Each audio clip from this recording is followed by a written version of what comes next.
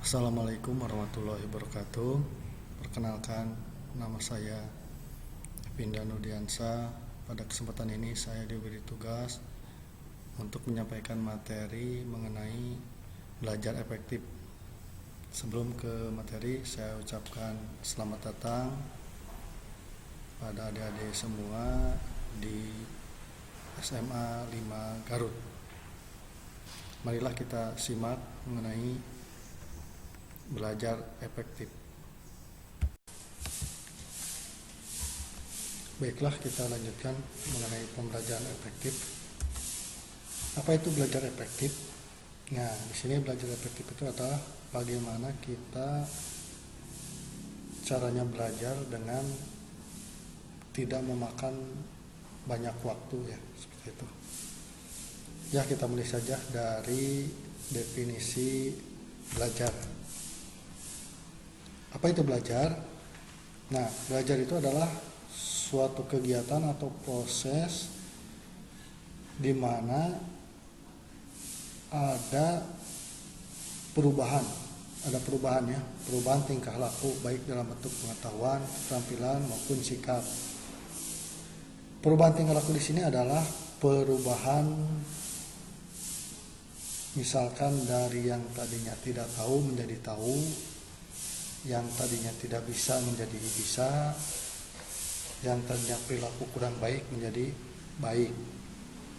Nah, itu adalah sebagian definisi dari pengertian daripada belajar. Nah, ada beberapa hal yang perlu dipersiapkan agar belajar itu efektif. Persiapannya itu yang pertama adalah berdoa. Jadi kita harus berdoa. Untuk apa berdoa? Itu untuk supaya kita bisa lebih mudah pembelajaran diserap oleh kita, dicerna oleh otak, seperti itu. Jadi pertama kita memohon kepada Allah dimudahkan dalam belajar. Ada doanya kan ya, itu di Islam, bagaimana doa ketika mau belajar. Jadi doa itu penting.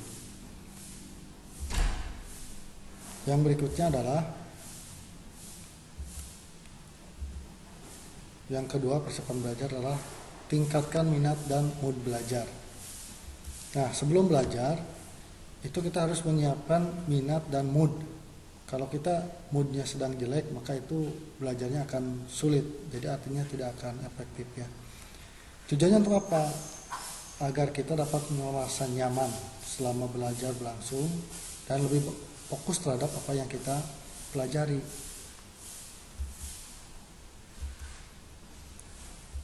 Persiapan belajar ketiga adalah kondisi jasmani dan rohani. Nah, ini sangat penting. Kenapa? Karena faktor kesehatan dan ketenangan jiwa itu adalah berpengaruh terhadap belajar.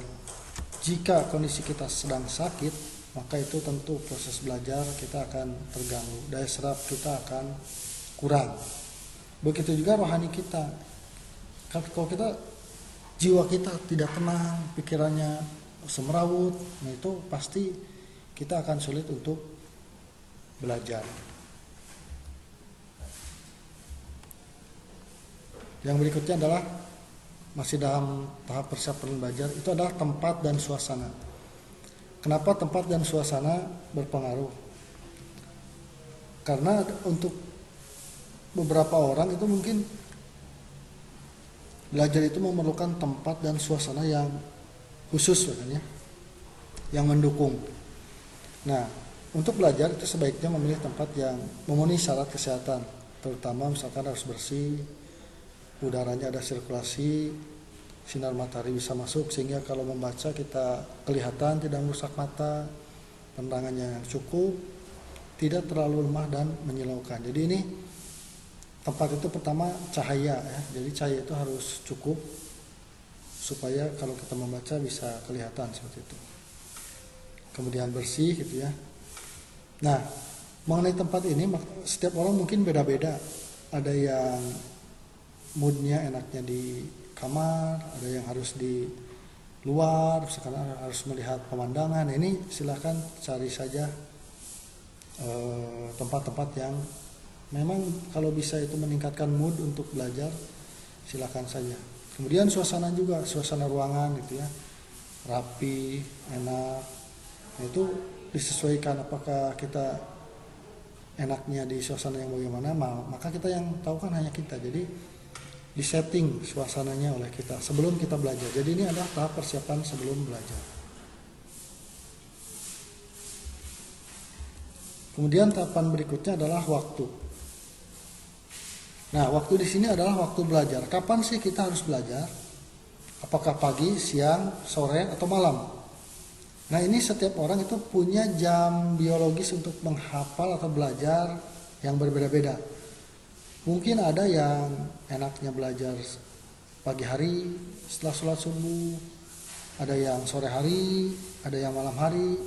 Nah, itu tergantung orangnya. Nah, maka nanti kamu akan tahu, coba saja di mana enaknya. Dan itu yang akan merasakan adalah diri kita sendiri. Tidak bisa semua orang sama gitu ya. Mungkin itu beda-beda. Nah, kita harus tahu kita kalau belajar itu harus kapan gitu, seperti itu.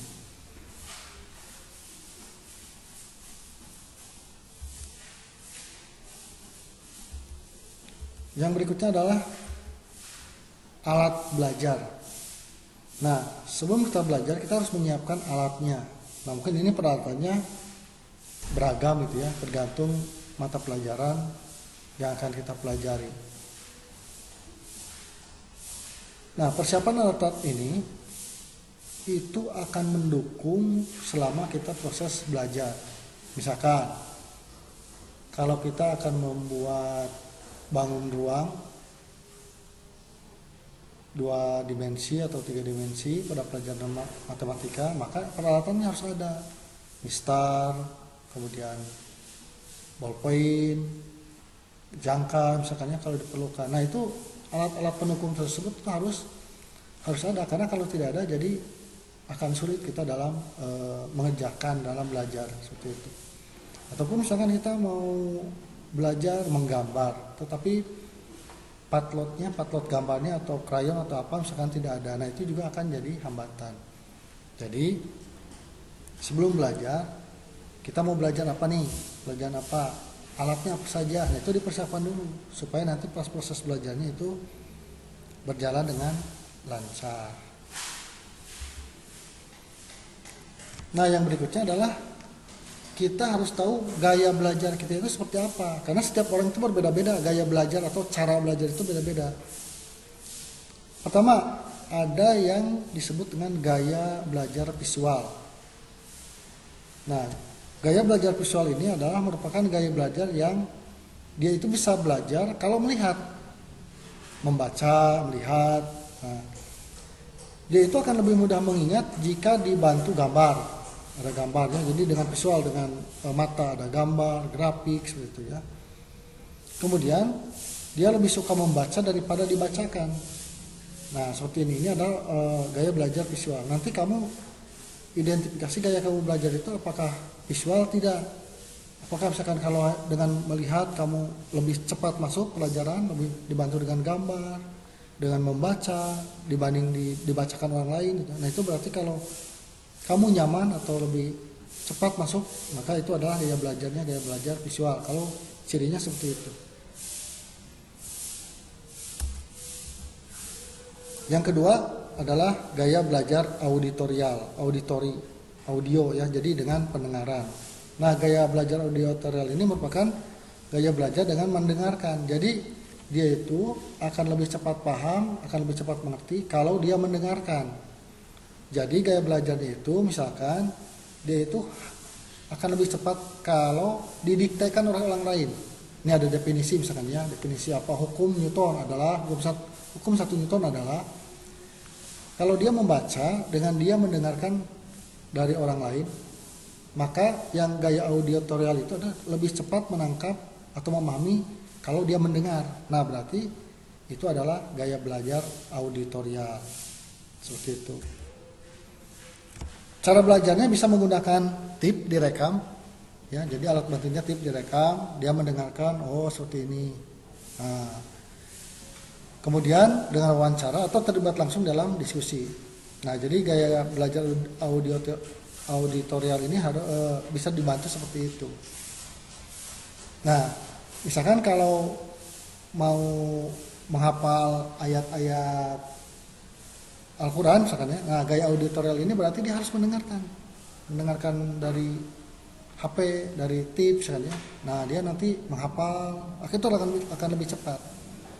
Nah, beda dengan tadi yang harus dengan yang visual ya. Kalau visual itu harus membaca, dia dibaca dulu baru dihafalkan, nah seperti itu. Jadi ternyata berbeda cara gaya belajar orang itu, dan itu kamu harus pahami, harus tahu kalau saya ini tipe gaya belajarnya gaya belajar apa gitu ya. Nah, nanti oleh kamu dirasakan nih, saya enaknya itu belajar itu kalau bagaimana. Nah, kamu nanti bisa menyimpulkan, oh saya tipe gaya belajarnya visual, harus dengan mata baru bisa, atau sama harus mendengarkan, oh berarti itu auditorial. Nah, ada juga yang ketiga, ini adalah gaya belajar kinestetik. Nah, kalau ini harus dengan keterampilan, harus gerak, itu harus gerak ya. Misalkan gaya belajar ini mengharuskan individu bersangkutan menyentuh sesuatu, mengamati, nah agar dia bisa mengingatnya. Jadi kalau belajar kinestetik itu dia harus dengan praktek, diraba, dicium gitu ya, diambu gitu, seperti itu, diamati. Nah, itu adalah gaya belajar kinestetik. Nah, gaya belajar kinestetik ini lebih banyak melibatkan panca indera. Kalau tadi audio itu hanya telinga saja ya, visual mata. Nah, kalau kinestetik ini lebih banyak melibatkan panca indera. Jadi kalau orang yang gaya belajarnya harus dengan kinestetik, maka itu gaya belajarnya harus melibatkan semua panca indera. Kalau hanya satu atau dua mungkin dia kurang bisa menangkap gitu ya. Nah, ini gaya belajar yang ketiga, itu adalah gaya kinestetik. Nah, nanti kamu cari apakah gaya belajarnya kemana, apakah ke auditory, ke kinestetik, ke visual, seperti itu ya. Kamu nanti gali sendiri. Saya kira-kira di mana gitu ya dengan kebiasaan belajar kamu. Nah, untuk materi belajar efektif, pengantarnya hanya seperti itu. Jadi pertama persiapan, yang kedua tipe belajar. Kemudian untuk pendalamannya itu di materi di LK Mandirinya ada. Coba dibaca itu bagaimana pelaksanaannya ya, pas pelaksanaan belajarnya. Di sana dijelaskan beberapa langkah-langkah bagaimana cara belajar efektif. Misalkan ya, dengan belajar menyicil, tidak kebut semalam, tidak menumpuk gitu ya. Nanti di sana ada di modulnya ya, di modulnya ada. Nah, itu silakan dipelajari. Di sini hanya pengantar saja bahwa seperti itu untuk belajar efektif dari persiapan dan gaya belajarnya. Nah, ini harus dipahami dulu kenapa? Karena kalau kamu tahu gaya belajar kamu seperti apa, maka nanti kamu bisa menyesuaikan gaya belajarnya, cara belajarnya dengan gaya belajar gitu ya. Jadi kalau kamu misalkan gaya belajarnya adalah audio, nah maka nanti kamu harus banyak mendengar gitu, belajarnya harus banyak mendengar, direkam atau mendengarkan ya, seperti itu. Kalau misalkan kamu termasuk visual, maka kamu harus banyak melihat, seperti itu. Jadi disesuaikan. Itu untuk supaya bisa cepat masuk ya, cepat paham seperti itu. Nah, mungkin itu saja materi singkatnya. Silakan dipelajari lagi di modulnya. Kemudian ada tugas nanti di lembar kerja mandirinya. Itu adalah kamu harus membuat, kamu termasuk gaya belajar mana, kemudian hal-hal apa saja yang menurut kamu saya itu enak belajar kalau seperti apa ini. Jadi silakan nanti diceritakan gaya belajarnya, mulai gaya belajar seperti apa, suasananya kamu seperti apa, karena kan beda-beda. Orang yang harus belajar itu ada yang harus sepi gitu ya, ada yang harus mendengarkan musik, itu kan beda-beda. Nah, silakan kamu tuangkan nanti di dalam lembar kerja mandiri itu bagaimana belajar kamu yang menurut kamu enak gitu ya. Nah, seperti itu. Nah, dari saya dicukupkan sekian pengantar untuk belajar mandiri. Untuk selanjutnya silakan dipelajari di modul. Terima kasih. Assalamualaikum warahmatullahi wabarakatuh.